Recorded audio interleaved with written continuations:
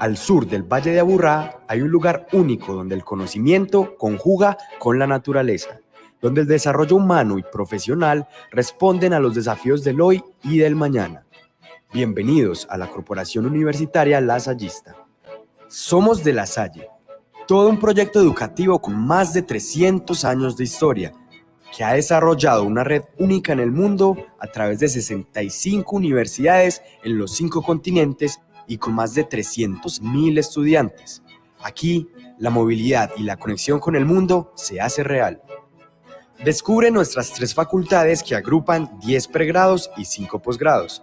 Ingeniería ambiental, ingeniería de alimentos, ingeniería informática, psicología, comunicación y periodismo, derecho, licenciatura en educación infantil, administración de empresas agropecuarias, medicina veterinaria, zootecnia, especialización en alimentación y nutrición, maestría en gestión de la calidad de los alimentos, especialización en gerencia agropecuaria, maestría en poscosecha hortofrutícola y maestría en innovación en agronegocios. Contamos con un centro de idiomas, también un centro de laboratorios con servicios diferenciales para el país y la región y, además, una clínica veterinaria para pequeñas y grandes especies. Esta es la universidad que yo escogí, la mejor del sur del Valle de Aburrá y del suroeste antioqueño. Ven y descubre por qué ser lasallista es una verdadera aventura dispuesta para el desarrollo humano y profesional.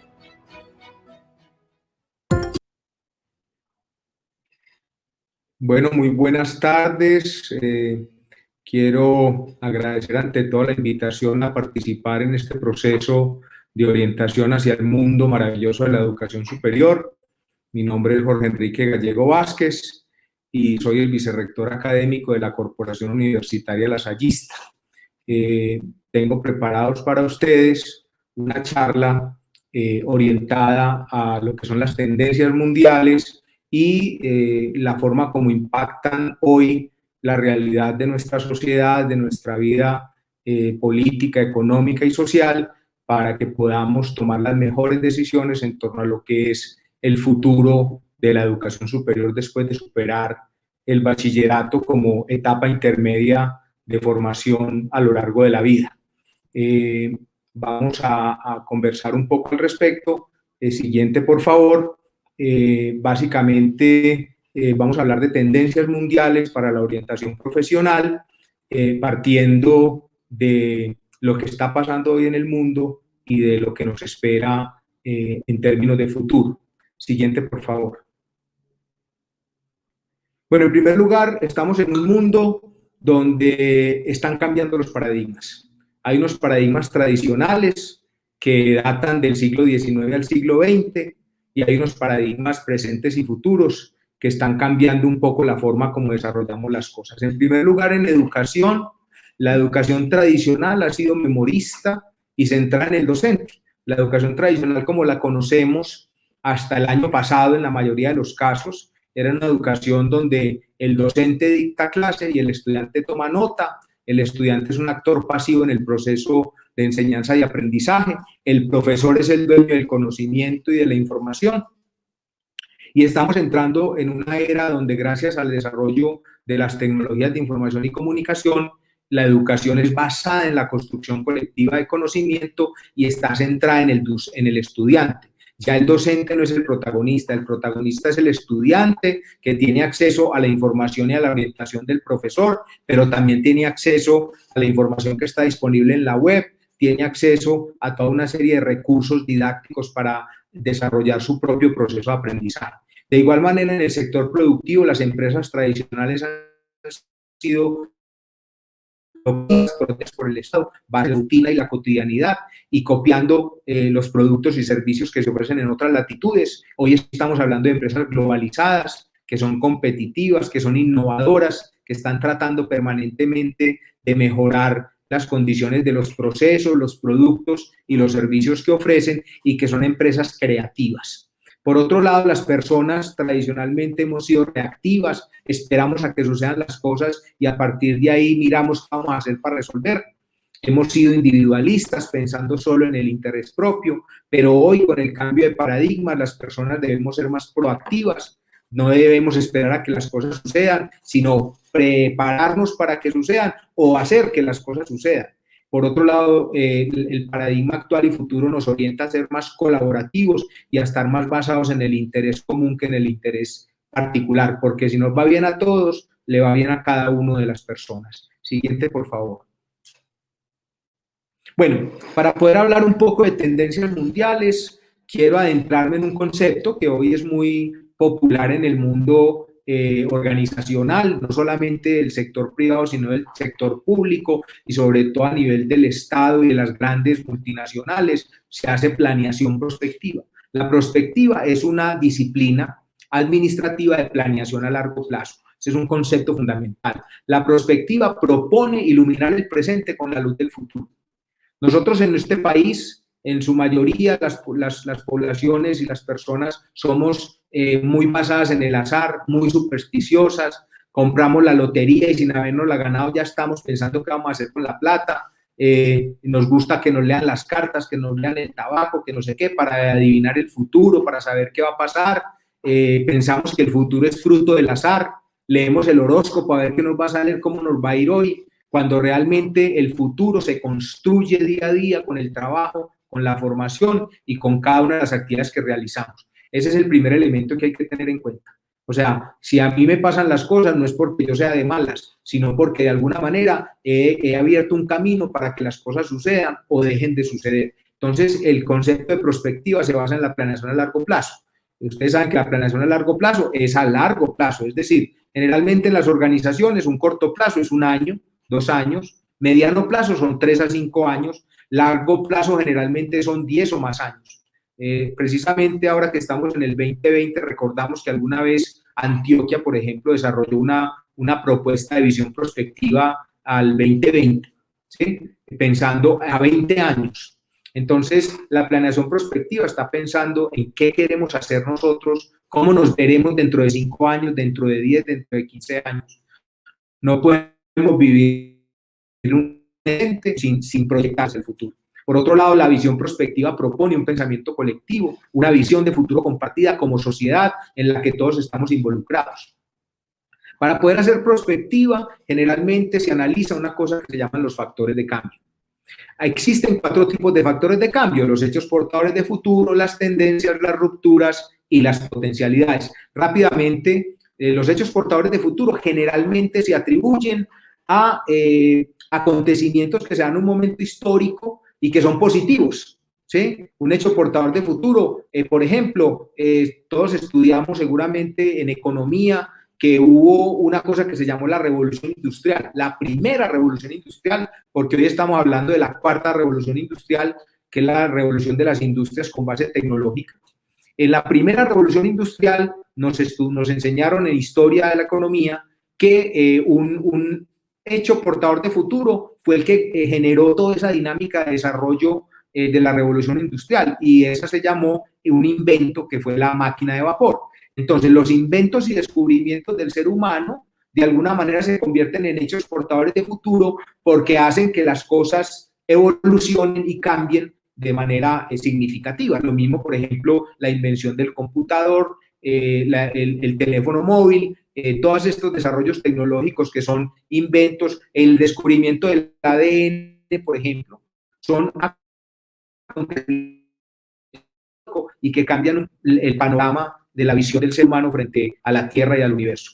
Luego aparecen las tendencias son acontecimientos que se van dando de manera paulatina, y lo tengo resaltado porque ahí me voy a detener un momentico para analizar cuáles son las principales tendencias que hoy podemos visualizar y cómo eso nos puede orientar para tomar una decisión sobre qué carrera estudiar y sobre qué quiero hacer con mi vida de futuro.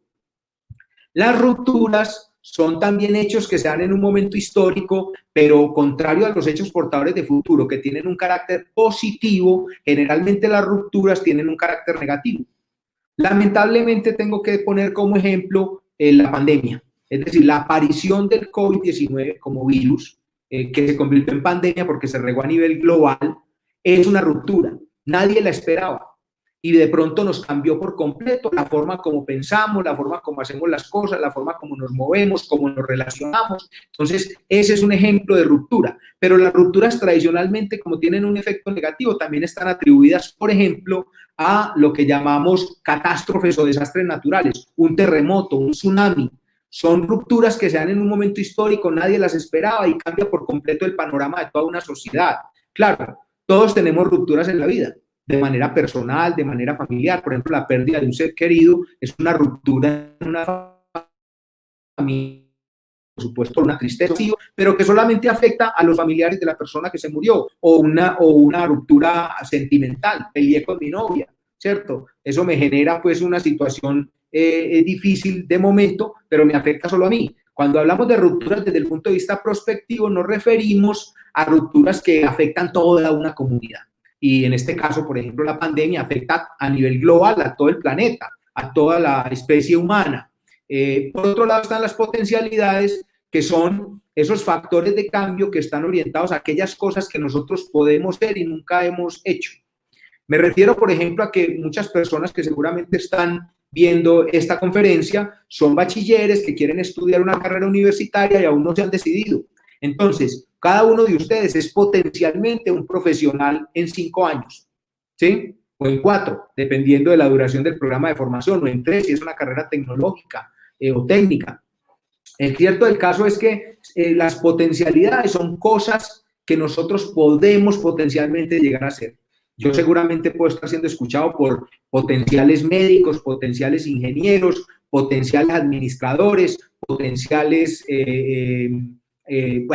contadores, qué sé yo, de diferentes áreas de conocimiento, que tienen como la intención de hacer una carrera universitaria porque tienen unas competencias básicas que les dicen que tienen la potencialidad para poder asumir ese reto, ¿sí? Potencialmente muchos de ustedes pueden ser empresarios, ¿sí? Pueden en 5 años terminar una carrera universitaria, tener un proyecto, una idea de negocios y convertirla en una empresa que nace pequeña y de pronto se convierte en una gran multinacional, ¿por qué no? O muchos de ustedes potencialmente van a ser alcaldes o secretarios de educación, o alguno va a ser presidente de la República. Es decir, son las potencialidades, esas cosas que tenemos adentro, que debemos explotar y que aún no sabemos de pronto que las tenemos como potencialidad para desarrollar. Entonces yo me voy a referir a continuación en las tendencias que de alguna manera orientan lo que tenemos que pensar a futuro, cómo lo vamos a resolver. Vamos a la siguiente, por favor. Listo. Entonces, cuando hablamos de tendencias mundiales, nos referimos a una serie de acontecimientos que se van dando paulatinamente en un periodo más o menos largo de tiempo y que van afectando y que van permeando las sociedades y que van permeando la forma como pensamos y cómo hacemos las cosas. Siguiente, por favor. En primer lugar, hablamos de la gestión del conocimiento. Esa es una tendencia mundial. ¿De qué estamos hablando realmente? Estamos hablando de que aquí hay una definición de David Harris que dice que el conocimiento es la combinación de información, contexto y experiencia. ¿Por qué?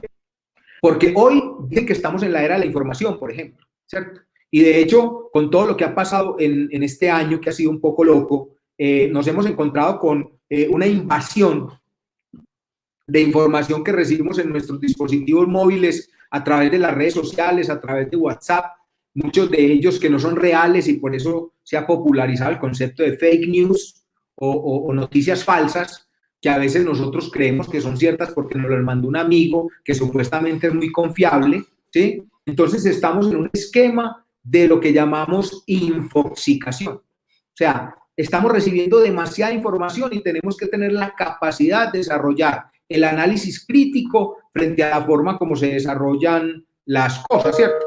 En ese sentido, podría decir que cuando hablamos de gestión del conocimiento, estamos hablando de una tendencia mundial, que es como de la transición de lo que es la fuerza del trabajo físico a la fuerza del capital intelectual. Ahí dice, del Brown al Brain. El Brown es la fuerza del músculo, la fuerza física, y el Brain es la fuerza del cerebro, ¿cierto? La capacidad que tenemos. Hoy, las personas que tienen mejor remuneración y mejores ingresos en el planeta son aquellos que tienen mejor nivel de formación ¿sí? Que tienen esa información convertida en conocimiento. Y aquí hago la aclaración, la información está en sus dispositivos móviles, la información puede estar en su computador, puede estar en un libro de texto físico, pero el conocimiento está en las personas. Por eso ahí aparecen 4 conceptos. El concepto de dato. Un dato es un dato. Un dato es una información que no tiene contexto. Por ejemplo, si yo les doy el número 56 y les digo, ¿qué es eso? 56 es un dato numérico. ¿Qué más me pueden decir de ese dato numérico? Pues 56, a ver, es un dato entero, ¿cierto? Es entero positivo y como termina en 6 es par. Entonces es un dato numérico, entero, positivo y par. ¿Qué más me puede decir de ese dato? Absolutamente nada. El dato se convierte en información cuando yo lo relaciono con una parte de la realidad. Entonces, si por ejemplo yo les digo que 56 es mi edad, entonces ustedes van a decir, Jorge Gallego, el vicerrector académico de la Corporación Universitaria de Lasallista, tiene 56 años de edad. Ese dato se convirtió en información. Y lo más importante, no los aparenta, ¿cierto? Aparenta más, mentiras. El punto aquí es que el dato se convierte en información cuando yo lo relaciono con una parte de la realidad. Ahora bien, si esa información quiero que se convierta en conocimiento, para eso están los procesos de enseñanza-aprendizaje, para que esa información pueda quedar almacenada en el cerebro y se convierta en conocimiento. Entonces, usted a Jorge Gallego, el vicerrector académico de la Corporación Universitaria Lasallista, nos dictó una conferencia y nos dijo que tenía como 56 años de edad, ¿cierto? Es la asociación de esa información, de esos datos convertidos en información, que se convierten en conocimiento en la medida que yo los entrelazo en mi cerebro. Ahora bien, el conocimiento está en la cabeza de cada uno y por eso nosotros tenemos personas que decimos, este es muy bueno en sistemas, este es muy bueno en matemáticas, aquel es muy bueno en filosofía, aquella otra es muy buena en la trigonometría, porque cada persona tiene unas habilidades, unas competencias que son superlativas y que seguramente son reconocidas por su círculo, ¿sí? Pero cuando el conocimiento se convierte en cultura, es cuando ese conocimiento es colectivizado. Ejemplo, bailar. Bailar es una competencia, ¿cierto? Que podemos tener algunos, pero se convierte en cultura porque finalmente usted dice, si yo quiero ir a una rumba, yo tengo que saber bailar. Entonces a usted desde pequeño le enseñan a bailar en la casa o se mete a clases de danza porque esa es una manera de socializar y también de conseguir pareja y también de conseguir amigos o amigas. Entonces el baile, por ejemplo, la danza, es una expresión de la cultura de una comunidad. ¿Por qué? Porque es un conocimiento y una habilidad que tiene la inmensa mayoría de esa comunidad. El conocimiento se vuelve en cultura cuando se socializa y cuando se colectiviza. Siguiente, por favor. Muy bien. Otra de las tendencias mundiales, y ustedes ya seguramente la han mirado en diferentes espacios, es la globalización, que comenzó con la globalización de los medios de comunicación a través de la televisión y la radio, ¿cierto? De alguna manera podemos decir que la posibilidad que tenemos hoy gracias a la televisión por cable, por ejemplo, de saber qué está pasando en el mundo. Claro que hoy mucha gente ya ni ve televisión. O sea, si quieren ver una película o algo, utilizan Netflix o cualquiera de estos sistemas de video.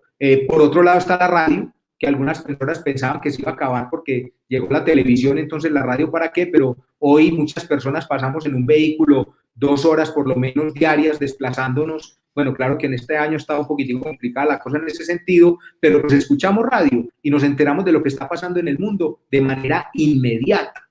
Luego aparece la telefonía móvil, ¿cierto? Que nos permite estar conectados o interconectados permanentemente con nuestros amigos, con nuestra familia a través de las redes sociales, a través de WhatsApp. Ya ni siquiera hacemos la llamada telefónica, sino que son mensajes de voz, ¿cierto? Por otro lado, nos encontramos con el Internet y las redes sociales, como ustedes bien saben. En ese sentido, tenemos pues prácticamente una hiperconectividad que hace que hoy todos nosotros los viejitos, los muchachos hoy utilizan Instagram permanentemente o TikTok, por ejemplo, para hacer videitos y cosas. Entonces, las redes sociales se convierten en una herramienta fundamental de interacción con personas que no nos conocemos sino de manera virtual, por ejemplo. Y por otro lado está la globalización económica, ¿cierto? Hoy tú puedes tener ropa puesta hecha en China, hecha en Europa, hecha en Estados Unidos, hecha en Colombia. Realmente no hay una diferenciación. Marcas norteamericanas hechas por taiwaneses, etcétera, etcétera. Hoy el mundo está globalizado desde el punto de vista económico y aunque cada país se tiene que especializar en lo que mejor sabe hacer, existe pues un mercado global en el cual hay que pensar. Hoy las fronteras no son realmente lo importante. Vivimos en una sociedad que, como decían los hermanos McLuhan, es una aldea global donde estamos encontrándonos con diferentes culturas y nos convertimos en ciudadanos del mundo. En mi época de adolescencia, mi círculo de amigos eran los de la cuadra y los del colegio o la universidad. Hoy tus amigos pueden estar en cualquier parte del mundo. Hoy cada vez hay mayor movilidad y eso hace que estamos habitando una aldea global donde realmente no existe o no debería existir, aunque lamentablemente todavía por los nacionalismos y por el tema de racismos y demás, nos encontramos con ese tipo de problemas, pero realmente somos ciudadanos del mundo. Siguiente, por favor.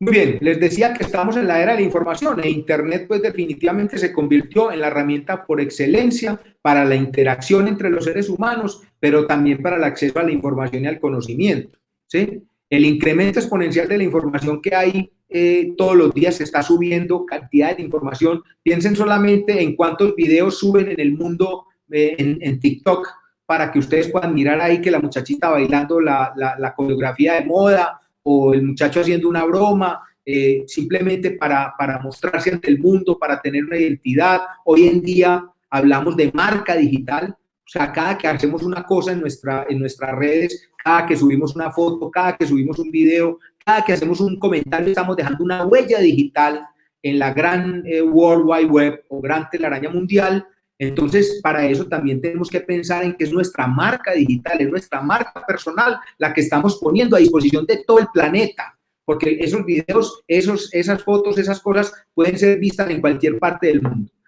Por otro lado, estamos hablando de una cibersociedad, una cibercultura, ya tenemos novias virtuales o novios virtuales y solamente nos vemos por redes sociales. Entonces aparecen otras formas de aprovechamiento de las redes como son la educación virtual y el teletrabajo. Lamentablemente este año con la pandemia nos pusimos en una tarea de entrar en la virtualidad de manera forzada, ¿cierto? Porque la desescolarización presencial forzada se dio pues para protegernos desde el punto de vista de salud, pero continuamos estudiando y formándonos utilizando la virtualidad y hoy más que nunca herramientas como Teams, como Zoom, como Google Meets, etcétera, nos permiten comunicarnos con nuestros compañeros de estudio, comunicarnos con nuestros profesores y continuar el proceso de enseñanza-aprendizaje aún desde el hogar. Y lo mismo pasa con el trabajo en casa. Muchas personas que trabajan en diferentes áreas del conocimiento, en diferentes sectores económicos, han podido continuar trabajando gracias al uso de la virtualidad,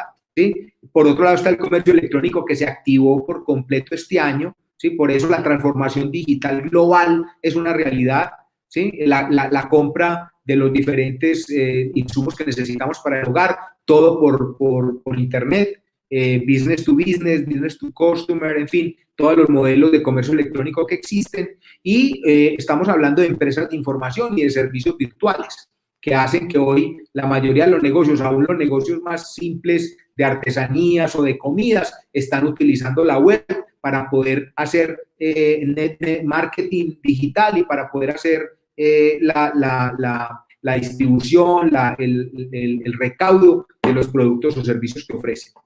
Siguiente, por favor. Bueno, cambio científico-tecnológico, esa es una tendencia mundial impresionante. Se dice que las tendencias mundiales de carácter científico-tecnológico son las que avanzan más rápidamente, más rápidamente. Las redes de computadores y la integración de sistemas de información y tecnologías de información, esa es una realidad. La miniaturización de la tecnología dura, ¿sí? Hoy estamos hablando de tecnópolis o ciudades basadas en tecnología, dinero plástico y la integración de aparatos en dispositivos móviles. Hoy tú compras un dispositivo móvil, un celular o un smartphone y lo que estás pensando es qué tipo de cámara tiene, porque ya no hay que comprar una cámara porque está integrada, ¿sí? ¿Cómo está el sonido? Ya no tienes que comprar música ni CD ni nada, porque todo eso lo escuchas en Spotify o en cualquiera de esas plataformas de música. Todo está integrado, ¿sí? La robótica y la automatización del sector primario y secundario de la economía. Ustedes recordarán que el sector primario es el que se encarga de la extracción de recursos naturales e insumos, ¿sí? Eso está asociado con la minería, el sector primario está asociado con la ganadería, con la agricultura y demás, y el sector secundario, que es el que transforma esos insumos que salen de la naturaleza, esos recursos, en productos terminados. Hoy cada vez hay más automatización y más robótica para el desarrollo de esos procesos. Y por otro lado, entonces se presenta un fenómeno que es al sector terciario de la economía, y ese sector terciario corresponde efectivamente a lo que conocemos como el sector comercial y de servicios. Entonces, esa es una connotación importante para tener en cuenta. Y por supuesto la incorporación de tecnologías en otras áreas del conocimiento como la salud. Hoy hacemos teleconsultas con nuestros médicos y demás, el mercadeo, las ventas, el entretenimiento, la educación, por supuesto, y demás. Siguiente, por favor. Bueno, hay unas tendencias mundiales que están asociadas con lo que llamamos los nuevos movimientos sociales, que tienen que ver un poco con, bueno, ahora estamos en una sociedad convulsionada, porque la pandemia generaba además tensiones, miedos, angustias asociadas con la contracción económica y demás, que hacen que las comunidades y las personas estemos un poco más, por decirlo así, tensas, preocupadas, irascibles, y entonces cualquier situación que se presente es una válvula de escape para que la población salga y proteste y denuncie cosas. Lamentablemente, pues estamos en una situación compleja que tiene relación directa con el fenómeno que estamos viviendo, pero que no solo eso, porque desde hace muchos años, pues particularmente en nuestra sociedad colombiana, lo hemos vivido. En ese sentido aparecen nuevos movimientos sociales como el feminismo, que es lo que yo denomino el poder del sexo débil, o que tradicionalmente llamamos el sexo débil, que está asociado con muchas cosas. O sea, ustedes recordarán que apenas en las primeras décadas del siglo pasado, todavía las mujeres no podían votar, por ejemplo, participar de la vida política de una sociedad, ¿sí? Porque era una sociedad patriarcal. Hoy hablamos del poder del sexo débil, porque las mujeres cada vez tienen más presencia en todos los sectores de la vida de nuestra sociedad. Fundamental, muchos elementos que se han desarrollado, la aparición precisamente por el desarrollo tecnológico por allá en los años 60 de los anticonceptivos, por ejemplo, que hicieron que las mujeres pudieran tomar la decisión de tener sexo por placer o de tener sexo para reproducirse. Ese es un cambio de paradigma fundamental para que las mujeres pudieran empezar a pensar en que no solamente tenían que estar dedicadas exclusivamente a estar en un hogar cuidando hijos y cuidando la casa, ¿cierto? Entonces, todos esos elementos constituyen movimientos sociales que van cambiando y son tendencias que van cambiando la forma como pensamos y cómo hacemos las cosas. Por otro lado está el pacifismo, por ejemplo. Cuando hablamos del pacifismo, estamos hablando del poder de la no violencia. ¿A qué me refiero con esto? Vuelve y juega. Después de la Segunda Guerra Mundial, en 1945, con la bomba atómica en Hiroshima y Nagasaki, la sociedad se dio cuenta de que las armas para destruir el mundo. Y entonces nace el pacifismo diciendo, no, un momentico, venga, nosotros no podemos permitir que el poder militar se encargue de manejar los destinos del mundo y que las guerras generen catástrofes que podrían acabar con la vida en el planeta. Y aparece el pacifismo pensando en que existen otras maneras de superar los conflictos de los seres humanos y de las sociedades, ¿sí? Parte de eso tuvo que ver con el proceso de paz que se vivió en Colombia y que todavía está en implementación y que patinamos, pero bueno, es parte del proceso. El pacifismo surge como movimiento social orientado a que nosotros como seres humanos pensemos, señores, hay que tratar de resolver los conflictos de manera alternativa, de forma no violenta, porque de esa manera pues entonces terminaríamos acabando pues como con la especie humana en el planeta. Por otro lado aparece el ambientalismo y el ecologismo. Eso es un movimiento social que se da como una tendencia mundial a partir de la evidencia científica de que estamos acabando con los recursos naturales, de que nuestro planeta es finito y de que sus recursos son finitos y por esa razón tenemos que hacer un uso racional del recurso. Y por eso hablamos del poder del consumo responsable, ¿cierto? En ese sentido tenemos que entender que la diferencia entre consumo y consumismo, ¿cierto? Es decir, para mí es fundamental tener las necesidades básicas satisfechas, por supuesto que sí, ¿sí? Pero eso no significa que tengamos que consumir de manera indeterminada, por ejemplo, zapatos, tenis y cosas, cuando hay tantas personas que no tienen zapatos para ponerse. Es un poco pensar en la equidad social y en el consumo responsable, pero por otro lado, el poder del amor por la vida. Es decir, ya no estamos pensando solamente en el pacifismo, entendido como la tendencia a resolver los conflictos de manera pacífica, no violenta, para evitar que nos matemos entre nosotros, sino desde el punto de vista ambiental, entender que ese consumismo irresponsable hace además que estemos acabando con otras formas de vida en el planeta, ¿sí? Por eso cada vez aparece una diferente presentación donde se dice que una nueva especie ha sido extinta por causa de la mano del hombre. Entonces, en ese sentido, son tendencias en las cuales estamos involucrados como seres humanos, como responsables de la vida en el planeta, como especie dominante hoy, y que nos invita a repensar un poco en cómo vamos a asumir nuestra vida y nuestro destino como sociedad. Siguiente, por favor. Bueno, y cuando hablamos de educación, para terminar, pues estamos hablando hoy de varios elementos. Primero que todo, educación de calidad. El Ministerio de Educación Nacional está desde hace ya décadas un punto muy serio, que podría decirse que es más bien una política de Estado que de gobierno, y eso para mí es muy valioso, y es el hecho de pensar en que nuestras políticas se orientan a la calidad, la pertinencia, la cobertura y la internacionalización.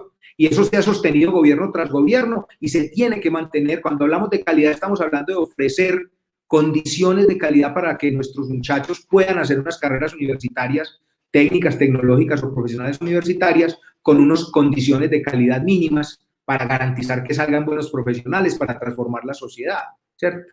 La educación hoy es de calidad y debe ser de calidad y permanente. Ese es un elemento fundamental. En el siglo pasado, lo mínimo que se necesita para ser medianamente exitoso era tener un título de bachiller. El título de bachiller del siglo pasado equivale al título de pregrado en el siglo XXI. A lo que me refiero es que la educación es permanente, ya no basta con tener un título de bachiller o un título técnico, tecnológico, profesional, se necesita además seguir avanzando porque el conocimiento y la tecnología avanzan muy rápidamente, ¿sí? Y eso hace que nosotros nos desactualicemos y tengamos que estudiar permanentemente. Por eso el Ministerio habla de acreditación de alta calidad y registro calificado, que son las condiciones que deben tener todas las instituciones para ofrecer programas en educación superior. La formación basada en web, en e-learning. Hoy en día hablamos de campus virtuales y ecosistemas de formación. De alguna manera, en Colombia, el 80% de los estudiantes en educación superior estudian en programas presenciales y tan solo el 20% estudian en programas a distancia o virtuales. Pero eso ha ido cambiando paulatinamente. Cada vez hay más personas que gustan de estudiar de manera virtual, con encuentros presenciales los fines de semana, qué sé yo, porque además les da tiempo para hacer otras actividades. Por ejemplo, las personas que trabajan y estudian, que hacen un esfuerzo mucho más grande, porque además se tienen que pagar su educación, ¿sí? Para ellos la modalidad a distancia o virtual es fundamental, ¿sí? Por otro lado está el autoaprendizaje y la autorregulación. Me hago referencia a un tema que es muy interesante y es que una de las competencias fundamentales en el siglo XXI y que se debe desarrollar en todos los procesos formativos es la capacidad de aprender a aprender. Es decir, yo no puedo estar todo el tiempo, toda mi vida en una universidad matriculado haciendo estudios de pregrado, de posgrado, de diplomados, de educación continua y demás para poder estar actualizado. Yo tengo que tener la capacidad de hacer autoaprendizaje, de aprender por mis propios medios, de estar actualizado, de leer, de estar pendiente de lo que pasa en el área de conocimiento en la que yo me desempeño. Por eso el autoaprendizaje y la autorregulación es fundamental. Una de las cosas más importantes en el mundo, ¿cómo se llama? Gestión del tiempo. saber organizar el tiempo para tener tiempo para dormir, para compartir con mi familia, para trabajar, para estudiar, para leer, para disfrutar de algún deporte, montar en bicicleta, qué sé yo. La gestión del tiempo implica tener la capacidad de autorregularse, de ser disciplinado, de destinar unos horarios específicos para cada actividad. Esa es una manera de poder desarrollar una propuesta y un proyecto de vida de largo plazo. Por otro lado está la disminución en el tiempo de formación. Hay una tendencia mundial a disminuir los tiempos de formación. Antes una carrera duraba 5 años más la práctica, hoy hay carreras que son de 4 años. ¿Por qué? Porque estamos desarrollando una propuesta donde los estudiantes desarrollan procesos formativos mucho más eficientes y orientados específicamente a lo que necesitan aprender desde el punto de vista de formación integral, pero también desde el punto de vista de formación profesional. Las grandes revoluciones tecnológicas se desarrollan esencialmente cada 2 años. Eso significa que si yo hago una carrera de 5 años, al terminar mi carrera habrán pasado 2 grandes revoluciones tecnológicas y seguramente mucho de lo que aprendí ya es obsoleto. Por esa razón, la educación permanente y la capacidad de autoaprendizaje es fundamental para la formación de futuro. Siguiente, por favor. Bueno, yo con esto doy por terminada mi charla. Espero que les haya sido de mucho agrado y de mucha orientación. No sé si hay un espacio para interacción, para preguntas o respuestas, pero de todas maneras les agradezco infinitamente por este espacio y que Dios les bendiga.